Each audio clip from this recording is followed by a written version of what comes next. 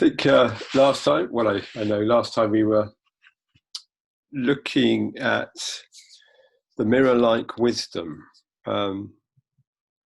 So on Sangha nights, we've been exploring what's called the Five Buddha Mandala. So you've got these 5 Buddhas that appear in lots of places in Buddhist iconography. And they each have a wisdom associated with them. And these 5 wisdoms are part of what we could call the Buddha mind, our own awakened potential. But they can also, they sound very elevated. We can also come into relationship to them through meditation, and particularly through the just sitting, simply being, pure awareness meditation that we've been exploring this term. So yes, Akshobhya was this mirror, the mirror-like wisdom, the qualities of which are just like the mirror, that they reflect everything, or reflect perfectly everything that appears in it. And awareness, mindfulness, is like this. We are able to see clearly with mindfulness, with awareness, our experience, much more as it is, and much less through the potential haze of our, of our own conditioning, our own patterns, etc. And I'm sure, all of you have been practicing mindfulness and awareness to whatever extent. You're already conscious of this, that awareness brings clarity to ourselves, to our lives, to our experience, to our perspective. So we're going to move around this mandala because it's got a kind of direction to it. We come in at the eastern gate, the rising dawn, which is Akshobhya's time of day, and we come round to midday, which is Ratnasambhava. And the wisdom of Ratnasambhava, and those of you who were there last night will appreciate this, because I'm basically going to say what I said last night, but we'll have a longer meditation this time. We only had about 20 minutes to meditate last night. The wisdom of Ratnasambhava is the wisdom of sameness. So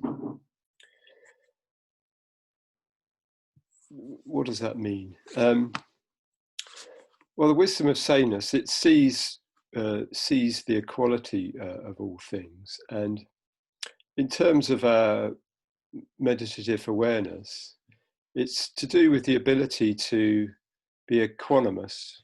This word equanimous, sort of unaffected by what arises in our experience. So we see it clearly with the mirror of mindfulness, awareness. And in the seeing of that, we can become more equanimous about what arises in our experience. So just as the mirror is a great symbol for the wisdom of Akshobhya, a great symbol for the wisdom that's associated with Ratnasambhava, this figure of Ratnasambhava, is the blue sky. So there's this word in Buddhism, shunyata, which is, you could say, is the symbolic representation. The blue sky is a symbolic representation of this idea of shunyata.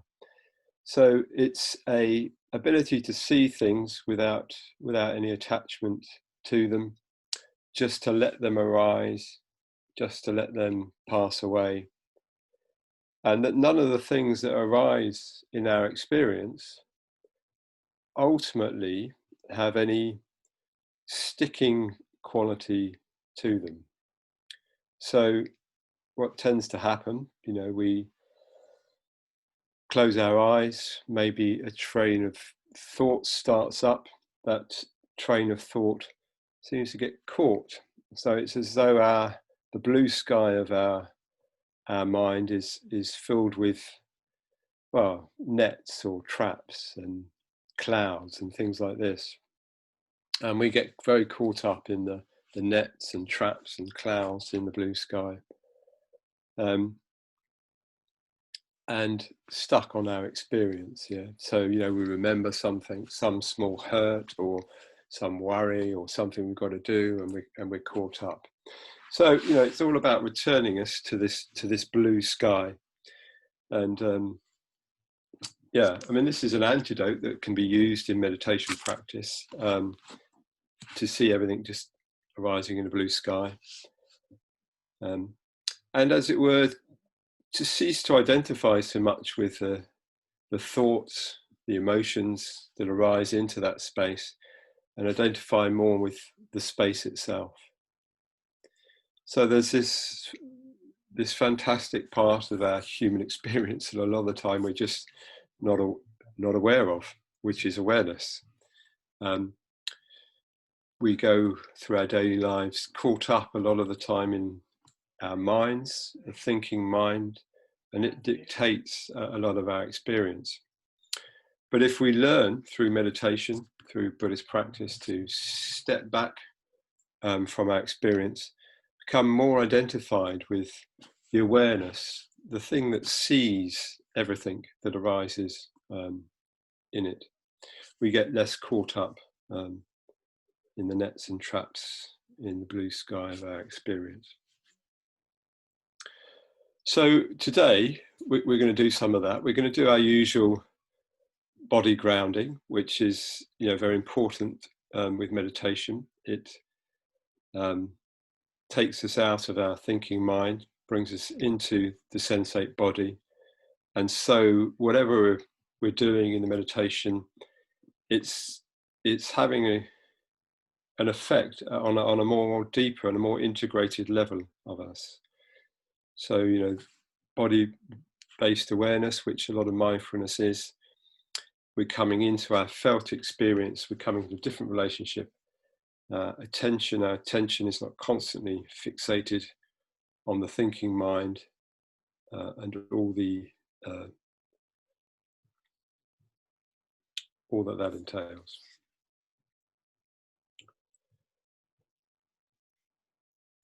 Yes, so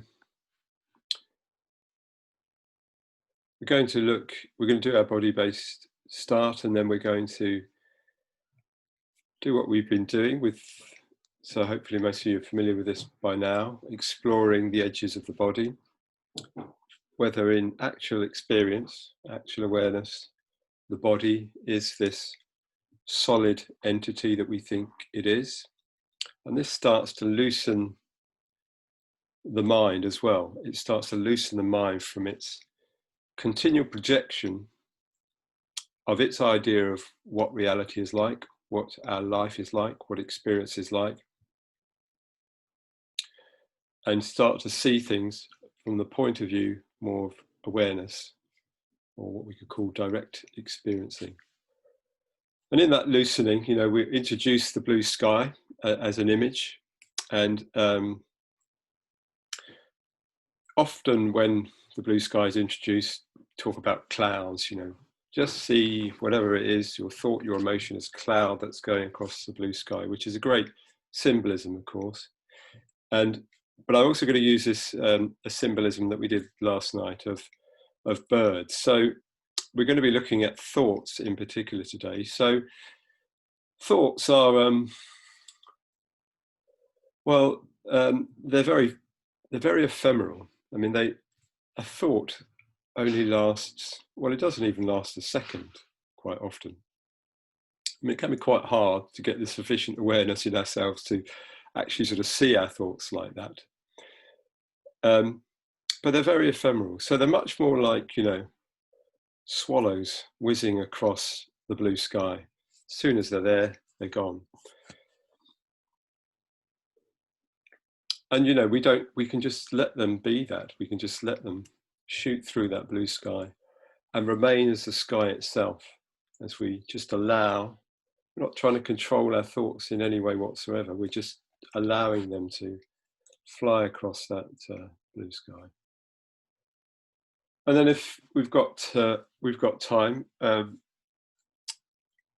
we will maybe have a little look at emotion as well. So emotion is different to thought in as much as, well, it is thought. In its origin is in thought, or most emotion is.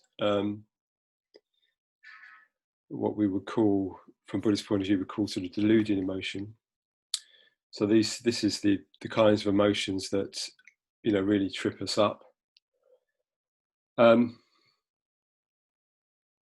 they have this bodily correspondence as well. So usually when we're experiencing emotion, we've got a set of thoughts that are going along with it, or images or whatever, but we've also got this something's going on in the body. You know, we're tensing up, breathing is getting shallower, we can feel the muscles contracting, you know, all sorts might be going on in our, I don't even know what that system is called, but this sort of hormonal whatnot system, adrenaline, all these sorts of things, endocrinologies and all that sort of thing. Yeah, so yeah, if we've got time, we'll have a look at emotions in the same way, from the point of view of the blue sky. Maybe there'll be a bit more like clouds emerging from the blue sky. Anyway, we'll see how we get on, and as usual, we'll have a chance for those of us who can, who've got the time at the end, to have a conversation afterwards. Okay, so we're all ready. We'll get into meditation posture, or if you're 6 months old, whatever posture works for you.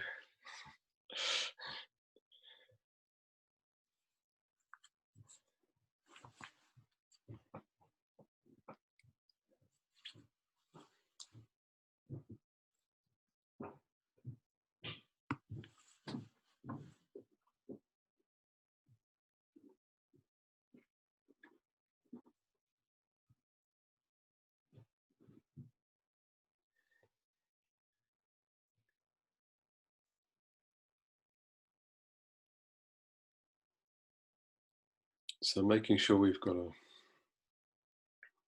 firm base to our posture, as much as that's possible. These two elements of stability, which comes from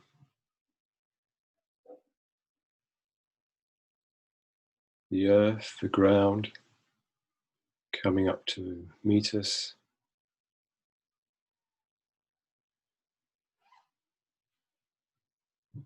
So that we can feel that we are supported by the earth, the ground,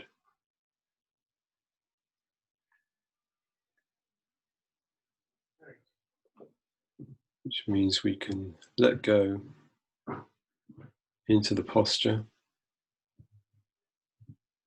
and the uprightness of the back, the spine rising out of that grounded base of the posture gives us the alertness, the awakeness that we need to meditate.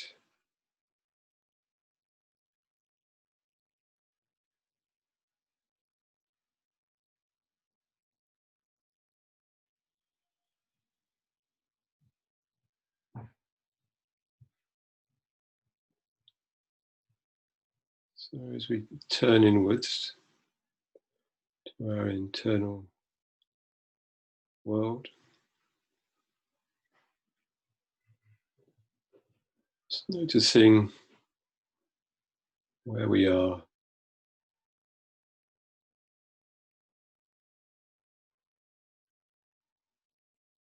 So we can do a little check on our state of mind. Quite a useful one, I find, is mad, sad, bad, glad. So seeing whether my current experience fits into one of those categories.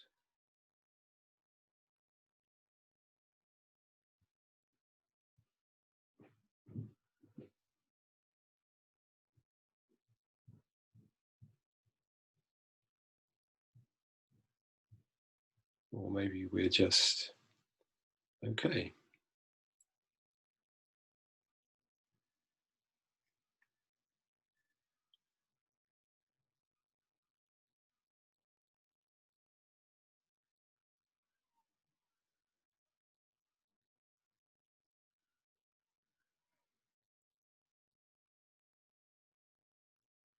So throughout our psycho and physical experience, our ordinary human experience,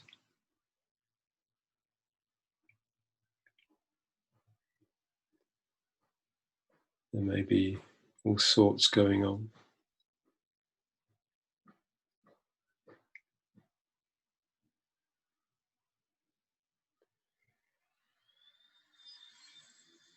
Just tuning in non-judgmentally. So in meditation, whatever is here is simply here.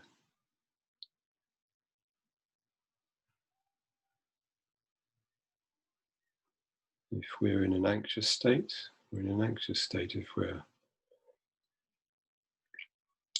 in an inspired state, we're in an inspired state, etc.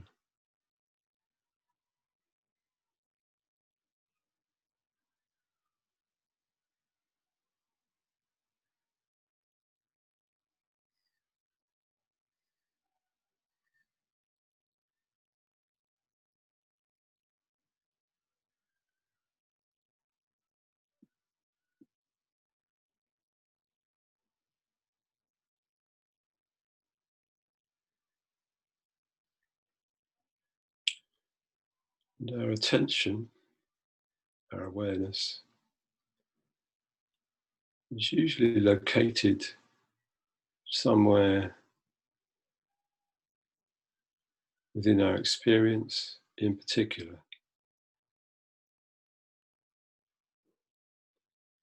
So if we've got something going on in the body, say particularly a discomfort or pain, the attention may be with that.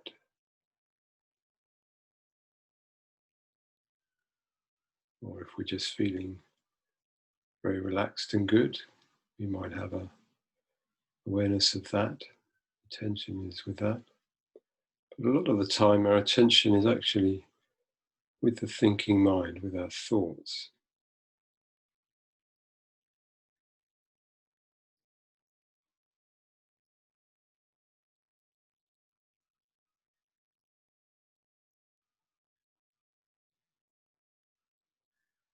And this usually feels like, well, our center of ourself is up in our head somewhere.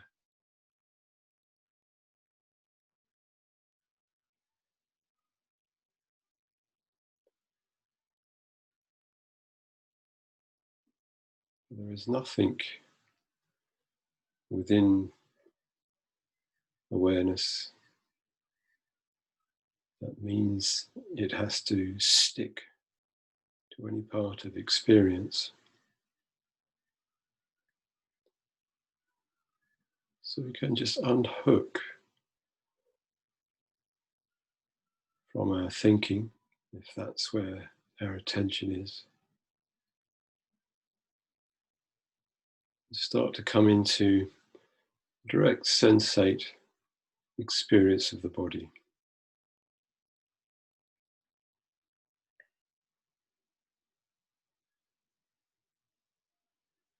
So often when we first come into the body, we come into it as an idea. So someone gives an instruction like that, come into your body. We have to look for it. So we usually make some sort of mental construction of the body. But we're actually trying to find the direct sensate experience, looking for the sensations in and of themselves.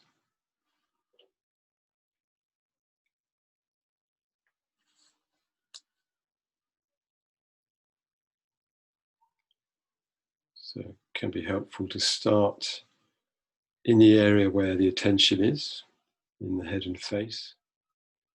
Start looking for the sensations there.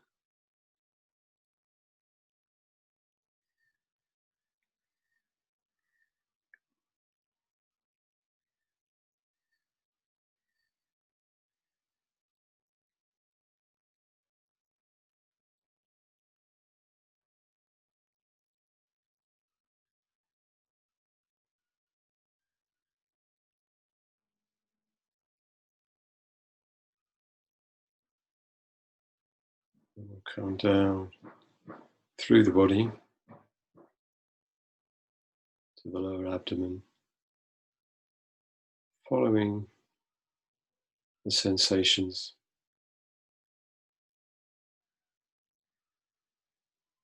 picking up on the sensations in the neck and throat,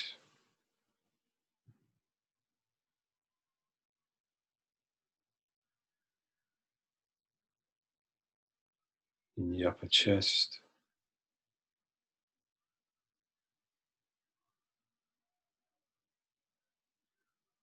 in the diaphragm, the bottom of the rib cage,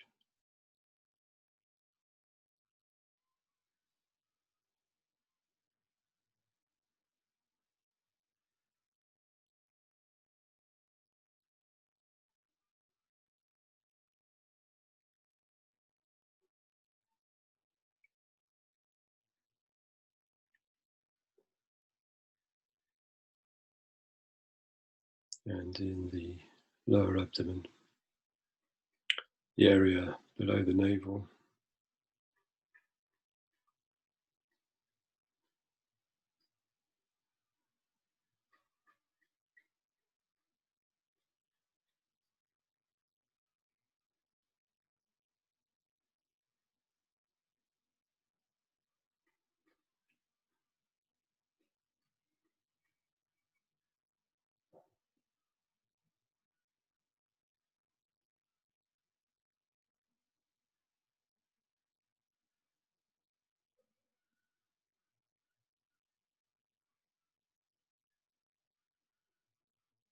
So it's as if someone has pulled a plug at the bottom of our brain, and all that tension that was up there in the head is able to sink down through the body, filling the body,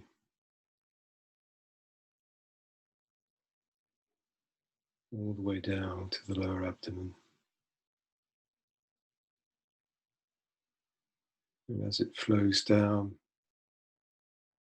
that attention becomes one with all those physical sensations.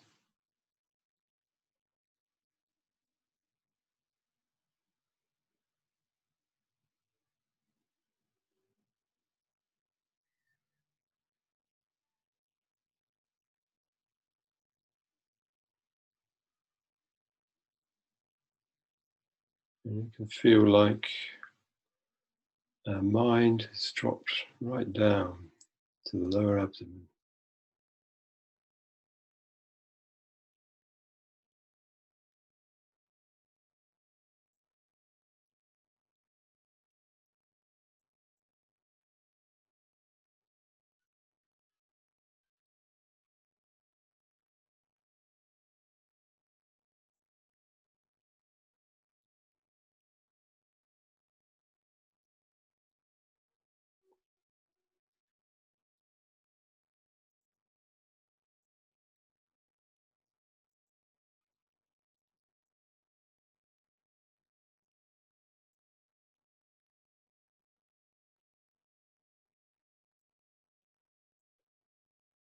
When we come into the body this way, there can be a great sense of ease, of comfort.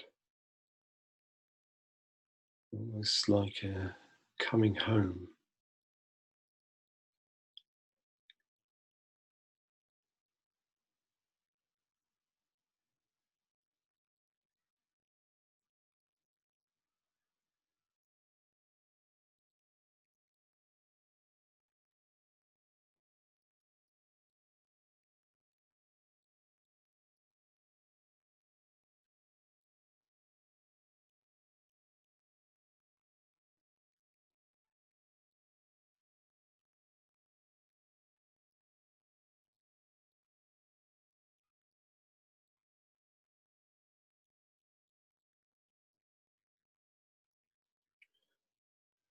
And out of the lower abdomen,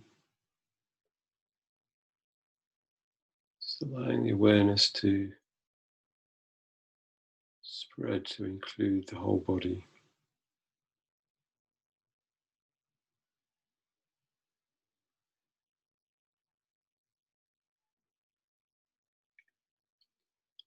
And if you're used to doing this now, noticing whether the body has any edges to it.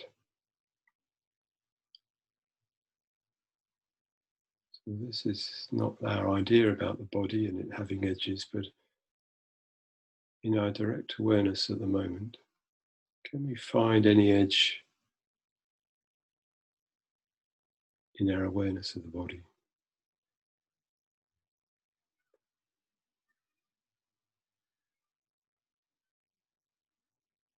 Or does the body actually seem expansive?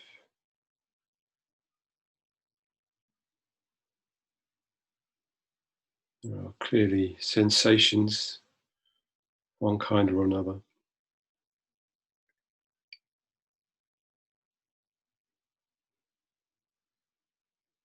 Can we get a sense that there is space in and around all those sensations?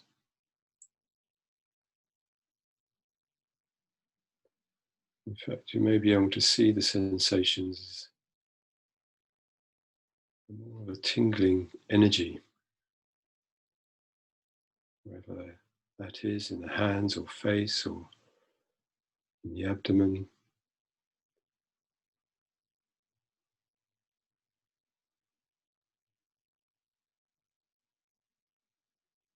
If we had to create an image of those body sensations as they appear in direct awareness, what would we draw?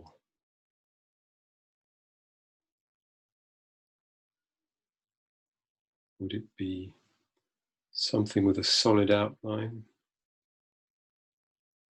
Or would it be more like lots of dots on a white page? Some of the dots clustered in places, and in some places much more space than dots.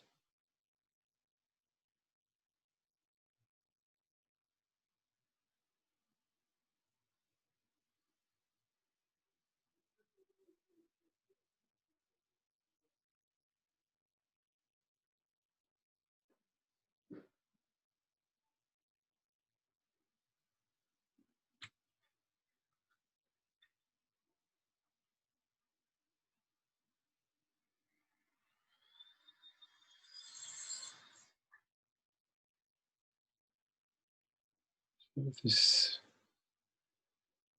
awareness is there,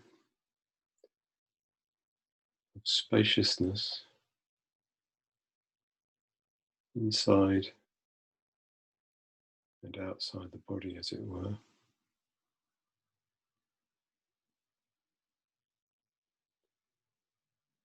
This is something of the open blue sky quality of the wisdom of Ratnasambhava.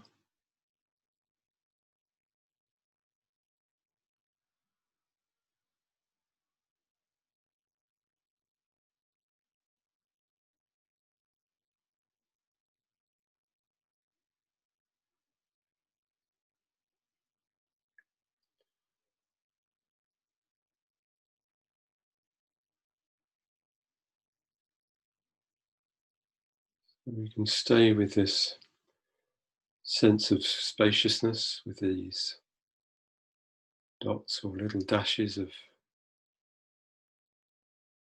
energetic experience manifesting in this space. If it helps to use the blue sky as an image, then do that.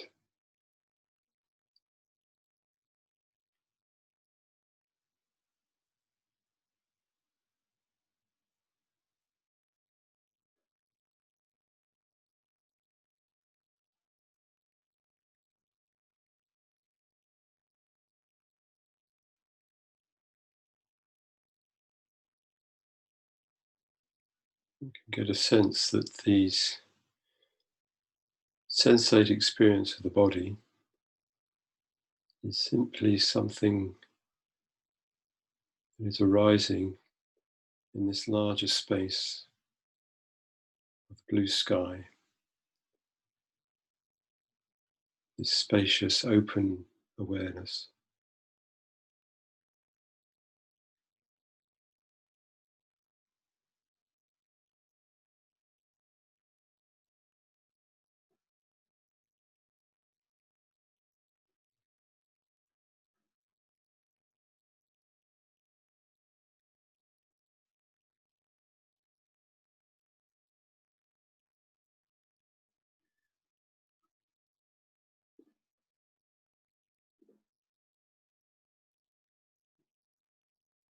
And staying with the spacious, open awareness, notice other senses.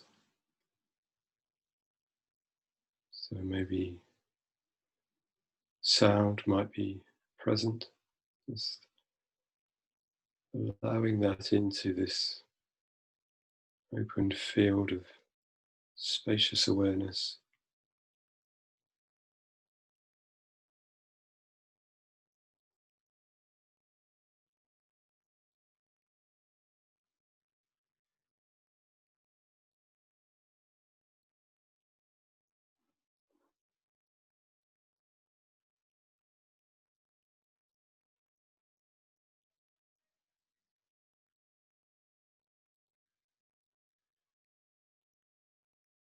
Although we know rationally that sound may be happening outside,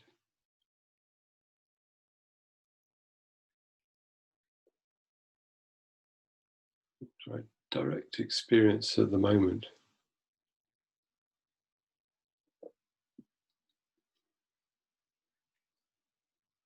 Does it seem more like sound is just something else arising in this space of awareness, just as the physical, energetic experience of the body, just something arising in this space of awareness.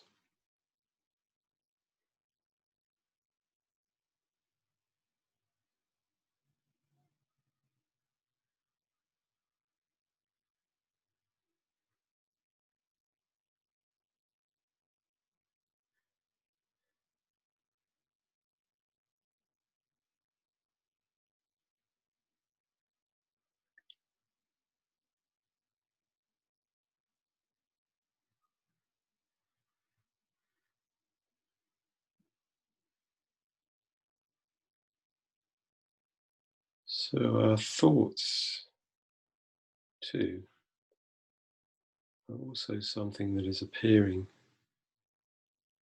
in this open, empty field of awareness.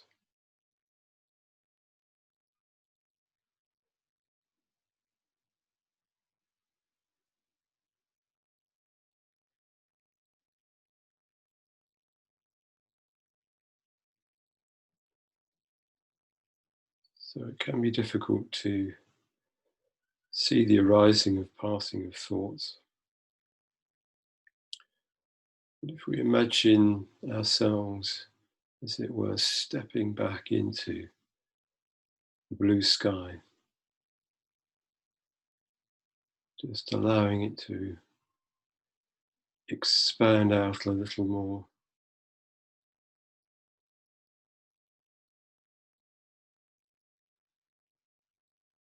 Relax further into this warm, open blue sky.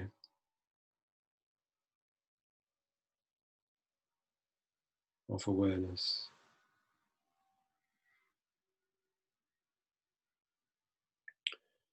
We may be able to see our thoughts as something just like sound that just pops into this open space.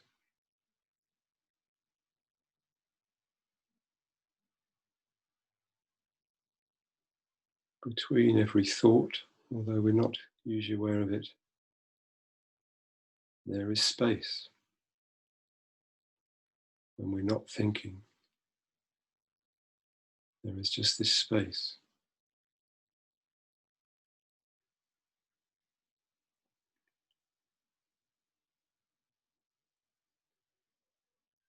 So just as the blue sky has birds flying across it, these thoughts seem to come from nowhere, whiz across the blue sky and disappear again. We're just left with the blue sky.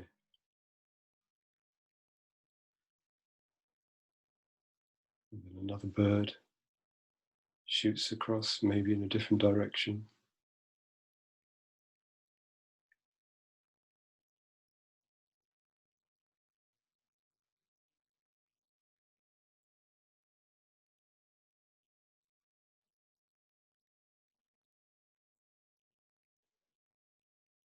You may be able to notice that these thoughts, like birds across the blue sky, we're not actually choosing to have them. They just pop up, disappear.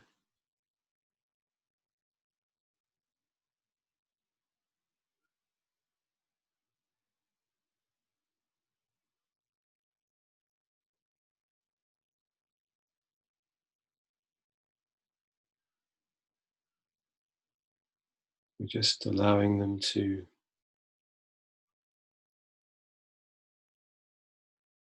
arise and disappear. Not trying to control them or do anything with them.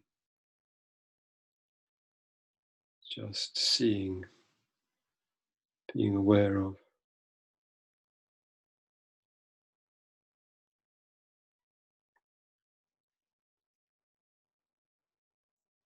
Ourself as the blue sky that is the seeing, the awareness.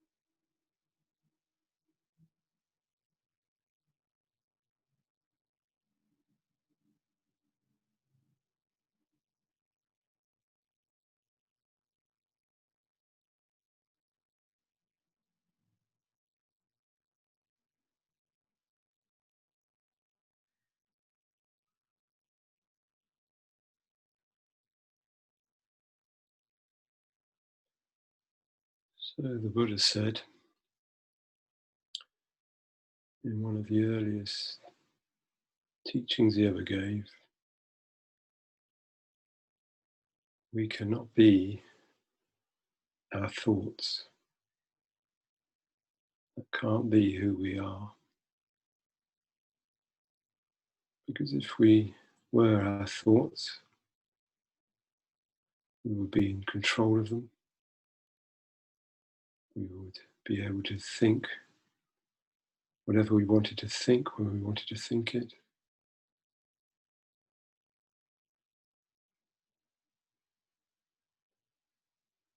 Just in the same way that we can't ultimately be our bodies, because if we were, we would be able to control, never get ill, never get sick, never grow old.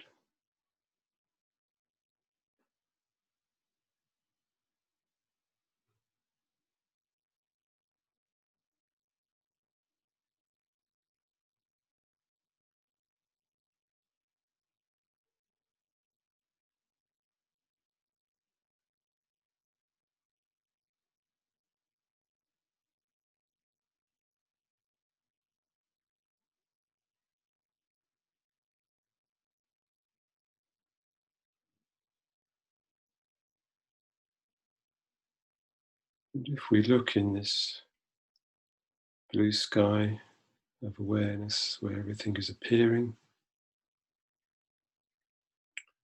all of our experience at the moment is appearing.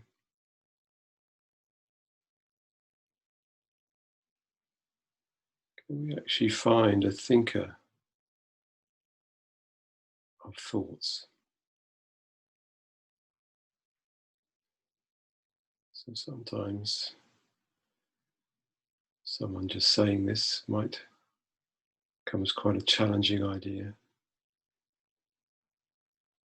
So just a little bit of a warning, if this idea feels somewhat threatening, just come back to the body.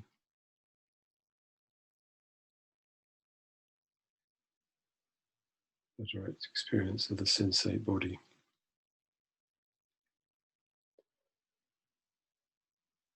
If it's okay, just checking that out in your experience, if it's okay to proceed with this line of inquiry.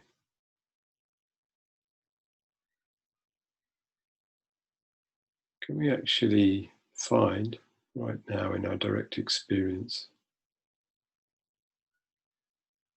the thinker of our thoughts?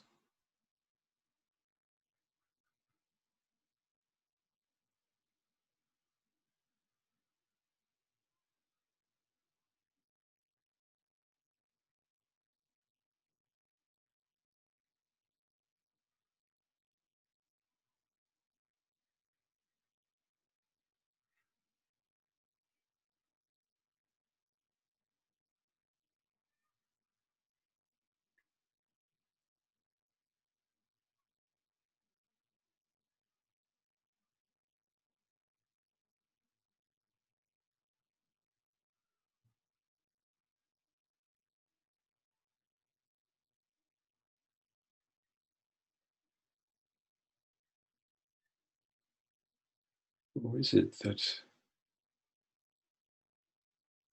our attempts to find the thinker of our thoughts just ends up in another thought?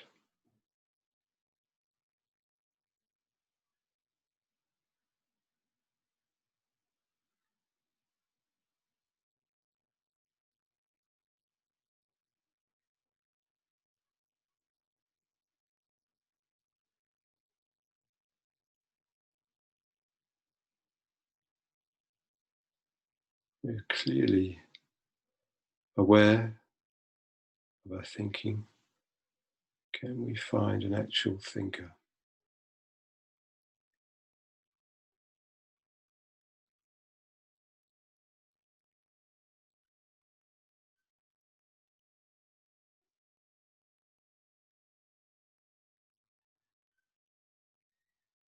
Or is it that there is just this space of awareness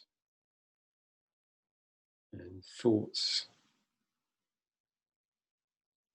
in the moment? In this case, thoughts about trying to find a thinker.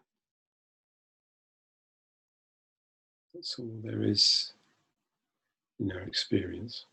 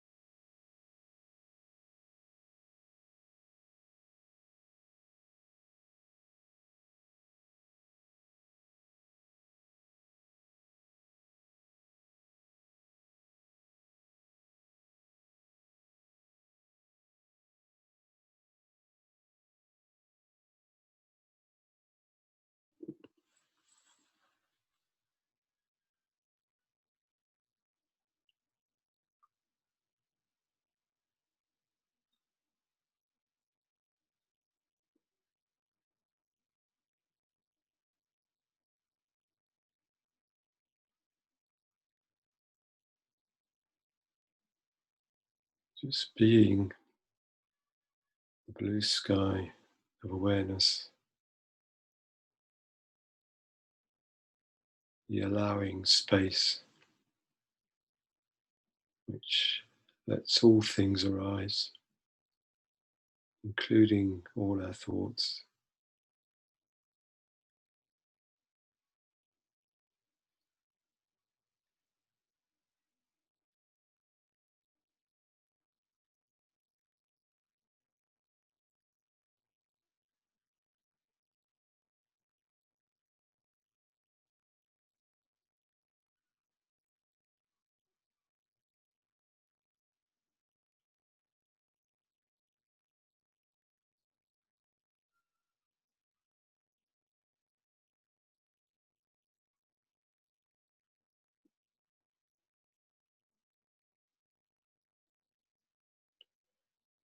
Where do thoughts come from? Where do they originate?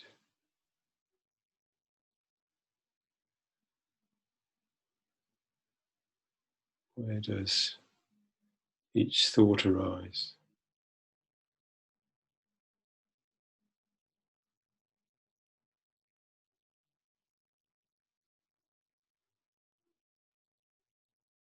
It appears and disappears in what?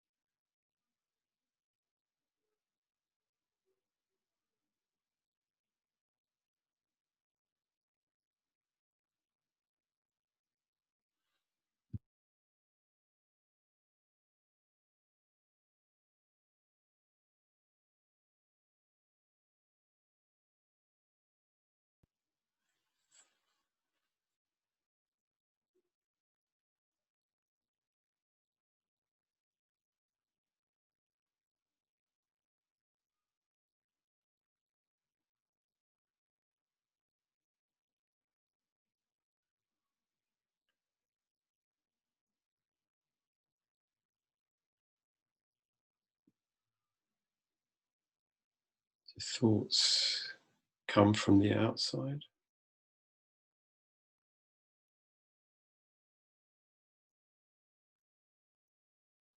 Does any of our experience come from the outside?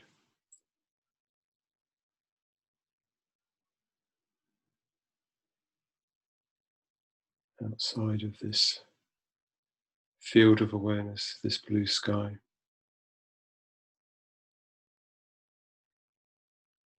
Can we even locate any kind of outside to this field of awareness?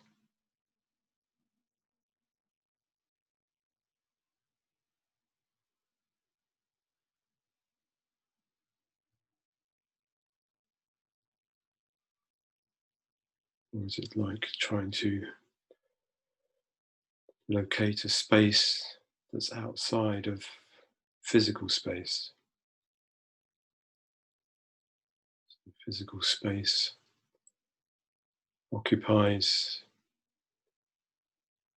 all buildings, all the space inside and outside.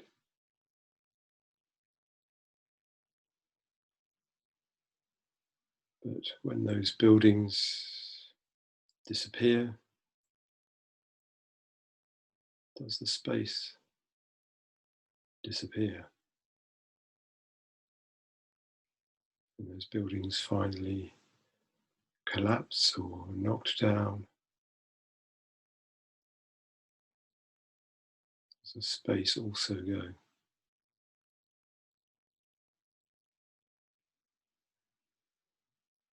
And this space of awareness,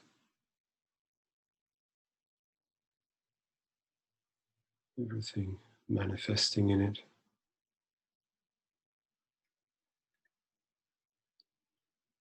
When that thing goes, that thought, that sensation, that sound, does awareness go with it?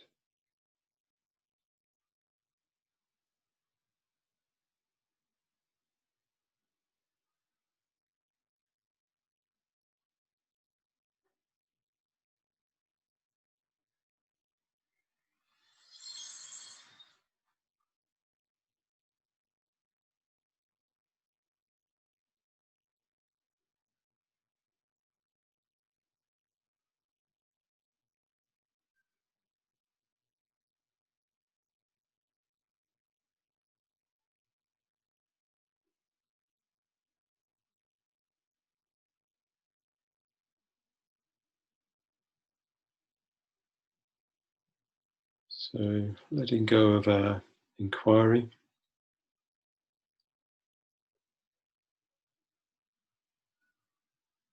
just being with the blue sky,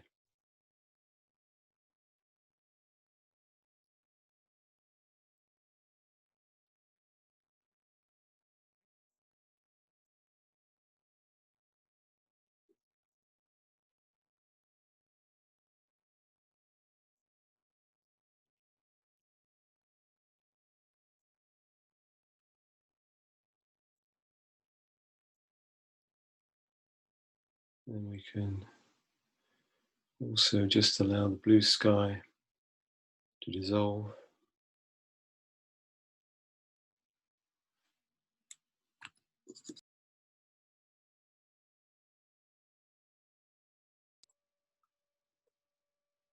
As we slowly in our own time bring the meditation to an end.